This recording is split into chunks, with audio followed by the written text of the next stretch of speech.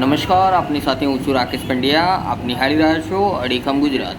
મહીસાગર જિલ્લાના લુણાવાડા નગરના ચારકુશિયા નાકા પાસે આવેલ એક ગેરેજમાં ગોયડો દેખાતા ગેરેજનો સ્ટાફના લોકો ગભરાઈ ગયા હતા.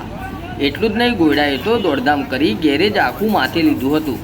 ગેરેજમાં ગોયડો દોડધામ કરી રહ્યો હોવાની જાણ સ્થાનિક દુકાનદારે એનિમલ હેલ્પ ચેરિટેબલ ટ્રસ્ટની ટીમને કરી હતી. તો ગણતરીની મિનિટોમાં એનિમલ હેલ્પ ચેરિટેબલ ટ્રસ્ટ મહીસાગરની ટીમના રમેશ બારોટ સ્થળે પહોંચ્યા હતા. ત્યારબાદ ભારે જહેમત બાદ આ ઉછળકૂદ કરી રહેલા ગોયડાનું રેસ્ક્યુ કરવામાં આવતા દુકાનદારોએ રાહતનો શ્વાસ લીધો હતો. તો ટીમના રમેશ બારોટે જણાવ્યું હતું કે આ બિનઝેરી સરીસૃપ છે, જેને પકડી લેવામાં આવ્યો છે અને રહેણાંક વિસ્તારથી દૂર સલામત સ્થળે છોડી દેવામાં આવશે.